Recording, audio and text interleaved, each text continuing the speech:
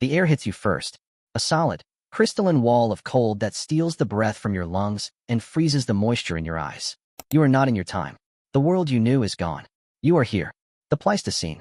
40,000 years ago. You have 24 hours to survive.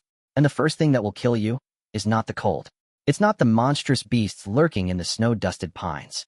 It's your own modern mind. Everything you think you know about survival is wrong. Your phone is a deadweight. Your clothes are a joke. Your confidence is a liability. Your first instinct is to panic, to run, to find shelter. And in doing so, you will sign your own death warrant within the first hour. Look around you. This isn't a painting. It is a killing field, stretching to a horizon of jagged ice.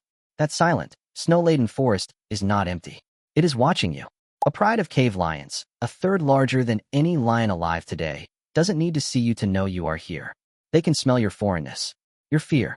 A short-faced bear, standing 13 feet tall on its hind legs, could be hibernating just meters away.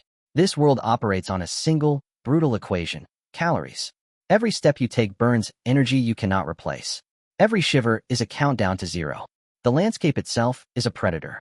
A wrong turn into a hidden crevasse. A step onto a frozen river that isn't truly frozen. Extinction is the rule.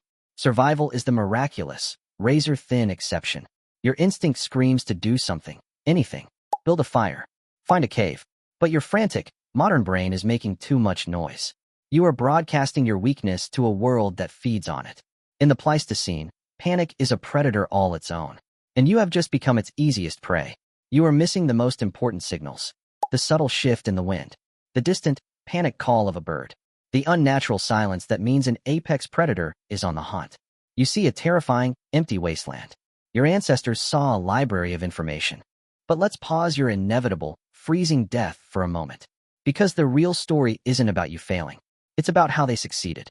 For 300,000 years, your direct ancestors walked this very same landscape. And they didn't just survive it. They mastered it. Archaeologists, digging through the frozen soil of millennia, don't just find bones and broken stones. They find evidence of a different kind of genius.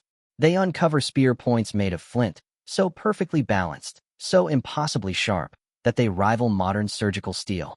And the source for that specific flint is over 100 miles away. Think about that. Not a desperate scramble for rocks. A planned, long-distance expedition to acquire the absolute best material. They find tiny, delicate needles carved from bird bone, with eyes so small you can barely see them. Needles used to create tailored, layered clothing from animal hides. Technology as revolutionary as the smartphone. This wasn't the clumsy, brutish survival you see in movies. This was a science, a culture, an art form. The great twist in human history isn't that we survived the Ice Age. It's that we thrived in it. The evidence is buried inside you. Your own biology. Your ability to sweat, to cool your body during a long pursuit. Your legs, built for endurance running. Your brain's unique capacity for throwing. You are a persistence hunter by design. But the real weapon wasn't a spear. It was their mind. A mind that could hold a map of 100 square miles inside of it. A mind that could track a wounded deer for 2 days, reading a story of its health, its speed, its fear, from a single bent blade of grass. A mind that could sit in absolute silence for hours, simply observing, listening, becoming one with the rhythm of the world around them. They didn't see a wall of trees. They saw a pharmacy, a hardware store, and a pantry. They knew the soul of this place. And we have lost the language it speaks. And now we come back to you, shivering, lost. Your 21st century brain, a marvel of abstract thought and digital processing, is now your greatest liability. It's searching for a signal, a notification, a user manual. It finds only the biting wind and the deafening roar of your own blood in your ears. The silence is the hardest part. The sheer, crushing absence of the noise you thought was normal. Your mind, conditioned for constant stimulation, starts to fracture.